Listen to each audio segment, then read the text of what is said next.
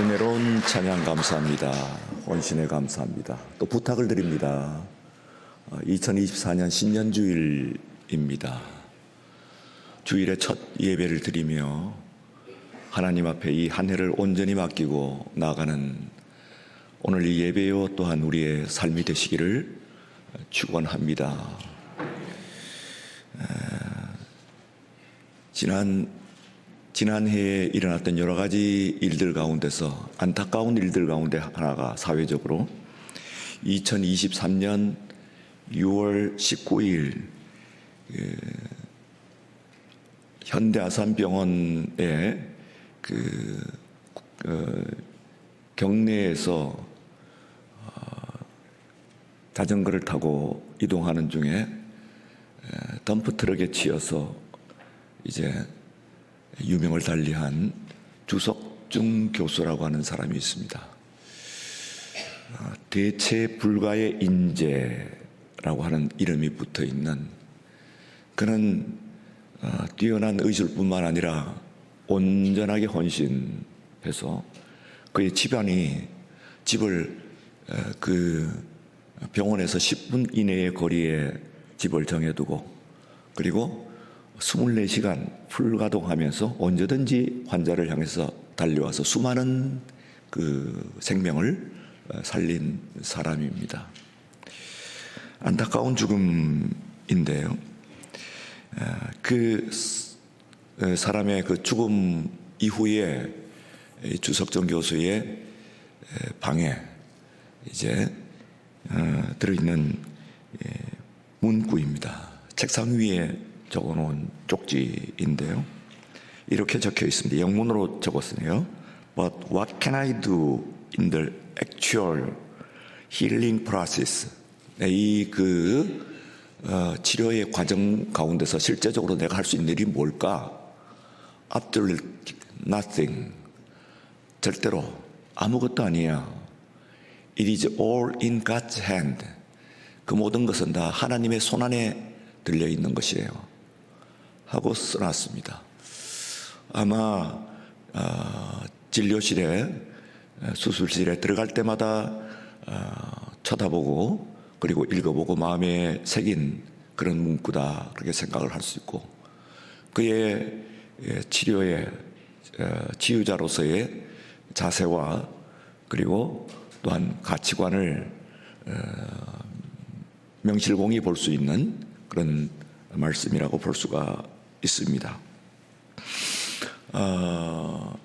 그와 같이 우리 시대의 최고의 의사가 그렇게 이야기를 했듯이, 그런 실제적인 그 치료의 과정 가운데서 그도 할 수 있는 것이 아무것도 없다. 내가 할 수 있는 것은 아무것도 아니다. 다 모든 것들은 하나님의 뜻과 계획 가운데 있다고 고백을 한 그것이 어쩌면 그가 우리 시대의 최고의 의술을 베푸는, 또 인술을 베푸는 그런 자리에 또 주왕을 받기에 이런 그 근거가 아닌가, 그렇게 생각이 됩니다. 우리 마태복음은 5장, 6장, 7장은 산상수훈이라고 우리가 부릅니다. 주님께서 제자를 불러 모으신 이후에 바로 산에 올라가셔서 제자들과 그리고 군중들에게 말씀을 전하신 것이 모아져 있는 것이 바로 5, 6, 7장에 나와 있습니다. 그리고 이제 8장은 산을 내려오셨어요. 그래서 8장 1절에 보시면 주님께서 산을 내려오셨다 하는 것을 굳이 언급하고 있습니다. 그 산을 내려오셨다고 하는 것은 우리 구약 성경 가운데서 아브라함이 산을 올라갔다가 내려온 것, 특별히 모세가 산을 올라가서 행했던 것과 내려온 것, 이건 두 가지가 분명히 구별되는, 대조를 이루는 것이라고 볼 수가 있습니다. 곧 산 위의 세계는 하나님을 만나는 자리라고 할 것 같으면 산 아래의 세계는 사람을 만나는 자리요, 그러므로 산 위의 세계는 하나님을 경배하는 자리요, 그리고 아래의 세계는 사람을 고치는, 가르치고 고치는, 그리고 또한 복음을 전하는 이런 세 가지 일을 합니다. 영어로 얘기하면은 evangelize, teach, 그리고 heal, 이 세 가지를 이 산 아래서 하게 되는 것이 사람을 향해서 하는 것이라고 볼 수가 있어요. 이 8장에서 산을 내려오셔가지고 처음 고치신 것이 백부장의 그 종을 중풍병이 걸린 백부장의 종을 고치십니다. 그리고 오늘 두 번째 이어서 그 뒤에 베드로의 장모가 열병에 걸린 것을 보시고 그에게 안수하여서 손을 만지시고 그리고 열병이 떠나갔다. 그렇게 말씀하고 있습니다. 이 베드로의 장모의 열병이라고 하면서 열병은 이제 모든 병들의 가장 대표적인 병의 병증이죠. 그래서 열만 가지고는 그게 무슨 병인지 하는 것을 알기는 쉽지 않습니다. 모든 병들이 피버, 열을 동반을 대충 하고 있기 때문에 그렇습니다. 그러나 여인의 열병이라고 했을 때 우리는 어느 정도는 짐작을 할 수가 있습니다. 그것은 바로 이 여인이 말하자면 우리 말 가운데서 엔사이클로피디아 브리타니카 대형 백과사전에 수록이 되어 있는 몇십 개의 단어라고 그러죠. 몇십 개의 단어 가운데서 화병이라는 병이 있습니다. 이것은 한국에 있는 여인들만 걸리는 것이 아니고 특별히 또 사회적인 불리한 그런 가운데서 침묵을 그리고 순종을 강요당하고 있는 그런 한국의 여인들이 가지고 있는 병이다 합니다만, 그러나 그것은 어떤 의미에서 한국을 뿐만 아니라 모든 여인들이 다 가지고 있는 가슴의 응어리요 그리고 또한 병이다, 그렇게 생각을 할 수가 있습니다. 베드로의 장모는 무슨 가슴앓이를 했을까요? 가버나움이라고 하는 곳을 가면은 그곳에 지금도 베드로의 장모의 집이라고 해서 그 집이 그대로 보존이 되어 있습니다. 그러면은 2층에 올라가면은 아래층을 내다볼 수 있게끔 그 1층과 2층 사이에는 유리로 이렇게 다 해놨어요. 그래서 2층에서 아래층에 있는 그런 가옥의 구조들, 내용들을 다 볼 수 있게 되어 있는데, 우선 그 집이 매우 크다고 하는 것을 누구든지 알 수가 있습니다. 굉장히 큰 집입니다. 그리고 또한 갖출 것을 다 갖추고 있는 그런 집이에요. 그래서 우리가 생각할 때는 야고보와 요한은 그의 아버지의 그 배를 탔다 그렇게 되어 있습니다만, 베드로가 탔던 배는 굳이 말하면은 그 장모의 배였을 것이다, 그렇게 추정을 하고 있습니다. 또 추정하거니와 예수님께서 초반에, 예수님의 사역의 초반과 중반에 그 사역을 물질적으로 도왔던 사람들이 있습니다. 그런데 그 후반에 돕는 사람들 같으면 마가의 어머니와 같은 사람이 대표적인 그런 사람이다, 예수님을 도왔던 사람이다, 그렇게 생각을 할 수가 있고, 초반에 예수님의 사역의 초반에 예수님을 물질적으로 공개했던 사람이 바로 베드로의 장모다, 그렇게 성경학자들은 추정을 하고 있습니다. 그런데 이때는 아직까지 바로 이 베드로가 이제 배도 있고 집도 있고 이제 편안히 살기만 하면 될 것 같은데, 그 모든 것을 갖춘 사람이 괜히 엉뚱한 데 가가지고 엉뚱한 사람을 만나가지고 이렇게 제대로 되지 않으니까 가슴앓이를 했다, 그렇게 어느 누가 주석을 한 것을 보고 공감을 하고 오늘 제가 여러분들에게 전하는 것이라고 볼 수가 있습니다. 그 여인이 열병이라고 하는 것은 가장 작은 병이잖아요, 말하자면은. 그런데도 오늘 베드로의 장모의 열병을 고치시고 그 뒤에 오늘 본문에 뭐라고 그러냐면은 저물매 귀신 들린 자 다 고치시고 병든 자들을 다 고치셨다 하시면서 17절에 있는 말씀 가운데서 이것은 선지자 이사야를 통하여서 하신 말씀에 우리의 연약한 것을 친히 담당하시고 병을 짊어지셨도다 하는 주석까지, 인용 주석이죠. 이사야서에 인용 주석까지 하고 있는 것을 볼 수가 있습니다. 이건 무슨 말씀이냐 하면은 이 베드로의 장모의 병을 고치는 것이 그렇게 작은 일이 아니다 그런 이야기입니다. 굉장히 적은 병은 작은 병이죠. 열병이라고 하면은 작은 병이긴 합니다만 그러나 그 병의 근원이 깊고 그리고 또한 이것은 예수님과 관련이 있는, 그래서 예수님께서 굳이 그녀의 손을 만지시고 그리고 그 병을 고치시고 그리고 그 병에 대해서 이어서 나오는 것이 바로 이 모든 병을 고치셨다, 우리의 연약한 것을 짊어지시고 모든 것을 고치셨다 하는 그런 주석을 하고 있는 것을 볼 수가 있습니다. 2024년 올해에 우리 교회의 표로 삼은 곧 우리 교단 장로교 교단의 표라고 할 수가 있는데요.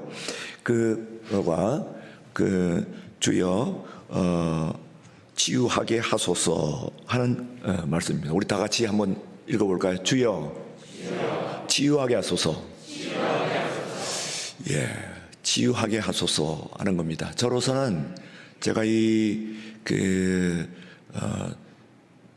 주제 연구위원회라고 하는 것을 구성을 해서 1년 동안 연구를 하고 그리고 이제 지난 9월에 총회에 108회기 총회에 발표를 하게 되었습니다. 그런데 그것이 이제 구성이 기본적으로 학위를 가지고 있는 목회자 5명 그리고 또한 교수 5명, 그렇게 10명의 기본적인 구성을 가지고 그리고 또한 그 외에 이제 부대 인원들을 구성을 해서 1년에 약 한 10회 정도 만나게 됩니다. 만나서 내온 결실이기 때문에 저로서는 상당히 의미 있는 그런 주제다 그렇게 생각할 수가 있습니다. 이 주제로 3가지로 오늘 여러분들에게 말씀을 전하고 또한 은혜를 받고자 합니다. 첫 번째는 주여 우리는 치유하게 하소서, 주여 치유하게 하소서 하고 얘기했습니다만 그러나 그 이전에 우리 자신이 우리는 치유받아야 할 환자이다 하는 얘기입니다. 우리는 치유받아야 하는 환자이다. 그러니까 먼저 우리 자신이 치유받아야 하는 그런 환자라는 겁니다. 우리는 치유를 받아야 됩니다. 왜냐하면 우리는 질병에 감염, 이환되어 있는 환자이기 때문에 그렇습니다. 이 말은 우리가 다른 사람을 치유할 수 있는 자격을 우리가 본래적으로 가지고 있기 때문에 치유하는 것이 아니다 하는 것을 이야기합니다. 이것은 치유자로서의 우리의 아주 중요한 현실 자각이라고 볼 수가 있습니다. 이 현실 자각으로부터 우리 자신이 치유를 받아야 된다, 나 자신이 치유를 받아야 될 병자이다 하는 이 현실 자각으로부터 바로 이 치유하게 하소서 하는 이 고백이 또 기도가 성립이 된다 그렇게 생각을 할 수가 있습니다. 나 한 사람이 병자이고 그리고 또한 치유받아야 되는 대상임을 고백하고, 그러므로 이것은 완전하고 그리고 온전한 치유의 궁극적인 근원이신 치유자가 되시는 것은 예수님밖에 없다 하는 것을 고백하는 거예요. 우리는 그러므로 한편에 있어서는 치유를 받으면서 그리고 다른 사람의 치유에 참여하는 것이다 그렇게 이야기합니다. 한마디로 말하면 우리는 최종적 근원적인 치유자도 아니고 그리고 최종적인 치유자도 아닙니다. 우리는 그 치유는 여호와 라파, 근원이 치유의 근원 되시는 우리 하나님이시고, 그리고 우리는 그 대상이고, 또한 그분의 은혜를 받아서 우리가 치유한다고 하지만은 이것이 완전히 완성되는 그런 치유가 아니다. 이 세상 가운데서 우리가 주신 사명에 따라서 주님의 치유의 그런 도구로 쓰임을 받는다, 그런 이야기입니다. 두 번째는 우리는 치유자이신 하나님과 환자 사이에 존재하는 겁니다. 우리는 그래서 우리가 간병인이라고 할 때 그 간이라고 하는 것은 돌보는 것을 이야기합니다만, 그러나 새롭게 사이간자를 넣어가지고 우리는 간병인입니다. 우리는 간병인이자 간병인. 거기서 그 돌보는, 병을 치유하는 치유자이자, 우리는 병과 진정한 근원자이신 치유자이신 하나님과 그리고 환자 사이에 놓여 있는 매개자, 중개자라고 볼 수가 있습니다. 그래서 우리는 between being, 그러니까 중간적인 존재라고 그렇게 생각할 수가 있습니다. 그래서 이 치유는 예수님께서 이제 누가복음 5장에서 보시면은 중풍병자를 고치시는 장면이 나옵니다. 거기에 보시면은 그 중풍병자들이, 이 중풍병자가 낫게 하는 데는 그를 메고 가는 친구들이 있어요. 그리고 또한 그 사람들 때문에 사람의 인의 장벽에 막혀가지고 뚫을 수 없게 되자, 이것을 가지고 그 예수님께 나갈 수 없게 되자 지붕으로 올라갑니다. 그리고 지붕이 막혀 있을 때는 지붕을 뜯습니다. 그리고 또한 허공이 있어서 예수님께 가까이 갈 수 없을 때는 줄을 달아서 내려가서 줄을 그 양 네 귀에 다 달아서 예수님께 내립니다. 그러면은 이때의 치유자라고 하는 것은 그 네 명의 친구들, 예수님 이 중풍병자를 이끌고 그리고 그러나 궁극적인 치유자는 예수님이시죠.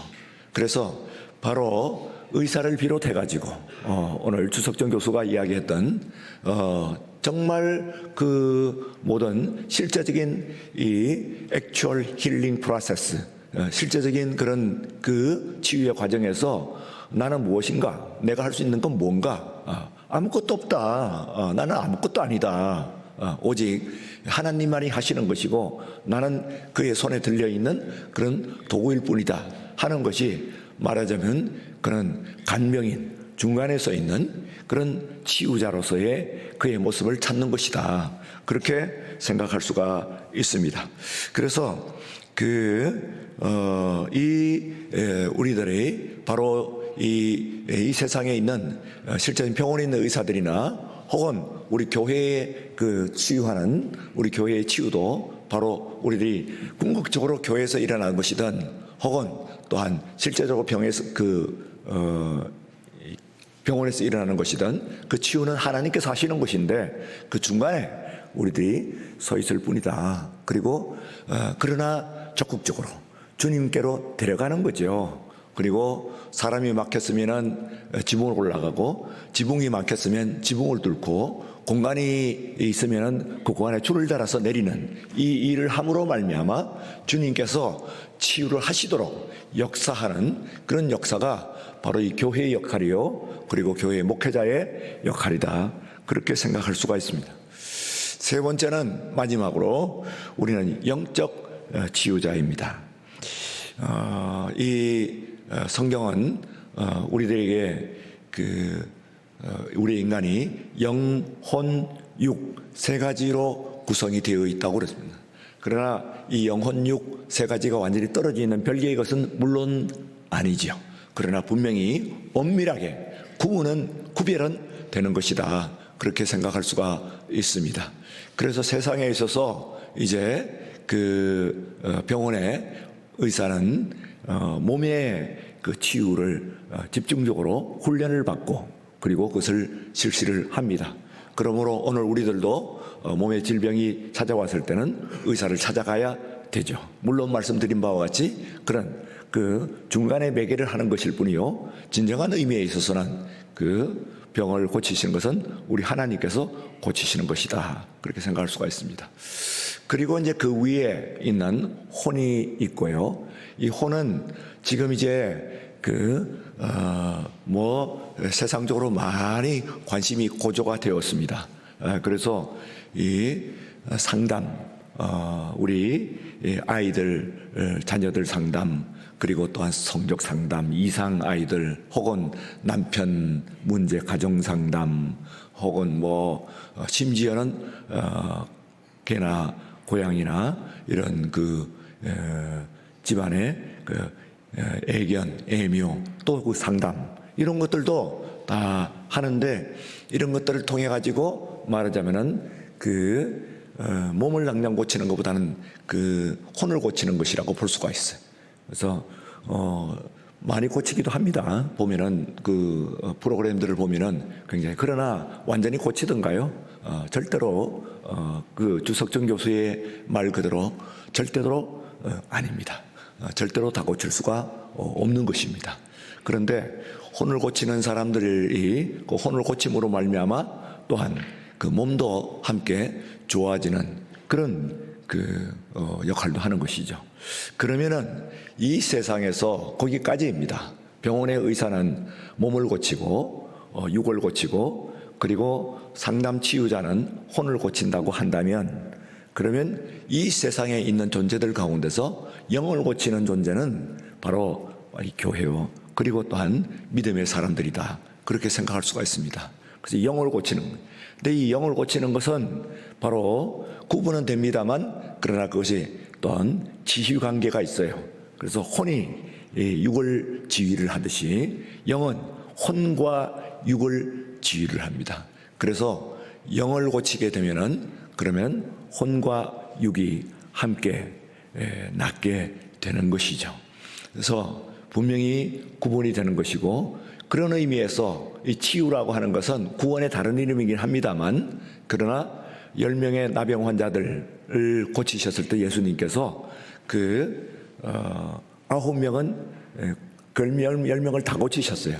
근데 그 중에서 한 사람에게 구원이 내게 이르렀도다, 그렇게 이야기합니다. 그것은 치유와 그리고 구원, 이것이 분명히 엄밀하게 또 구분은 되는 것이다. 또 연관은 됩니다만, 그러나 구분은 되는 것이다. 모든 치유가 그리고 구원은 아니다, 그런 이야기죠. 그러니까 우리가 한편 구원의 한 부분이기는 해요. 우리가 병원에서 이제 치료를 받는 것도 구원의 한 부분이긴 합니다. 그리고 또한 상담을 받아서 마음의 근심과 걱정, 그리고 잘못 어긋난 모든 것들이 치료를 받는 것도 구원의 한 부분이긴 합니다만, 그러나 그것이 구원의 모든 것은 분명히 아니에요. 그래서 정말 진정한 의미에서의 구원은 영의 치료가 구원이다, 그렇게 생각합니다. 몸의 치유도 있고, 그리고 혼의 치유는 몸의 치유와 함께 혼의 치유를 포함하는 것이고, 그리고 영의 치유는, 영만의 치유는 물론 아닙니다.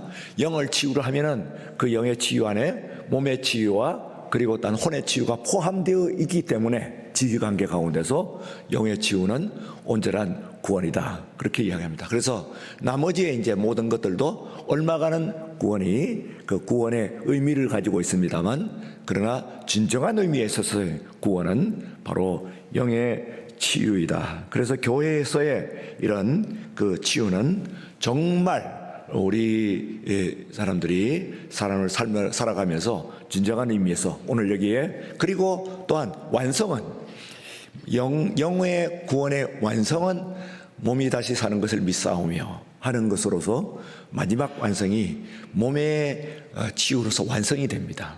이게요. 그러니까 영만의 어떤 독특한 구별된 그런 영역의 이 있다, 세퍼레이트 스피어가 있다, 그렇게 이야기하는 것이 아니고, 영을 치료를 하게 되면은 이것은 혼도 그리고 육도 치유를 하는데, 그런데 영의 치유가 그 위에 있긴 합니다만, 영의 치유도 나가서 마지막에 이제 치유가 되는 것은 하나님께서 우리의 몸을 온전하게, 정말로 움직인 것이긴 합니다. 이 세상 살아가면서는 완전한 몸의 치유가 없어요. 아무리 다시 살아난 사람도 또 죽습니다. 그리고 또한 병이 나은 사람도 또 다른 병에 걸려요. 그리고 언젠가는 우리가 죽음이라고 하는 병을 어느 누구도 다 피해 나갈 수가 없게 되어 있습니다. 그러나 우리 주님께서 마지막에 주시는 그 몸은 더 이상 병도 없고 그리고 죽음도 없는 그런 몸을, 완전한 그 몸을 우리가 받게 될 줄로 믿습니다. 그 나라의 그 소망을 바라보면서 여러분들이 또한 이 영의 치유를 자로서 우리 모든 자신의 사명을 다 잘 감당하시는, 그래서 2024년 이랬으면 좋겠어요. 저도 지금 목이 좀 잠겨 있습니다만 우리 그 장로님 기도하신 바와 같이 이제 내일부터 아직 오늘 이제 첫 신년 주일 예배예요. 그리고 이제 내일부터 시작되는 첫 번 전교인 새벽 기도회. 이게 끝나고 나면 첫 번째라고 하는 말은 다음 주간에 다 끝납니다. 그래서 내일부터 여러분들이 잘 나오시길 바라고, 그리고 이제 하나님께서 이 작은 병까지도 치유하신다고 하는 것은 온전히 큰 것만 이렇게 하는 것이 아니라 열병까지도 고치시는, 여러분들의 크고 작은 모든 병들, 그리고 또한 속에 있는 귀신을 쫓아내시고, 그리고 또한 영을 맑게 하시고 은혜로 구원하시는 우리 하나님의 축복을 모두 받는 여러분들 되시기를 주의 이름으로 축원합니다. 거룩하신 하나님 아버지 감사합니다. 2024년 새해의 문을 여시고 첫 신년주일 우리가 함께 드립니다. 오늘 이 시간 우리를 부르신 하나님 아버지, 예배의 은혜의 단비를 소낙비와 같이 내려주시고, 아버지의 갈한 우리의 심령이 주 앞에 나와서 드리는 예배 가운데서 은혜 받고 오늘 영혼의 치유자로서 자신의 병을 고치고 이웃을 보듬는 우리 교회요 그리고 그리스도인들 되게 하여 주시옵소서. 예수님 이름으로 기도드리옵나이다. 아멘.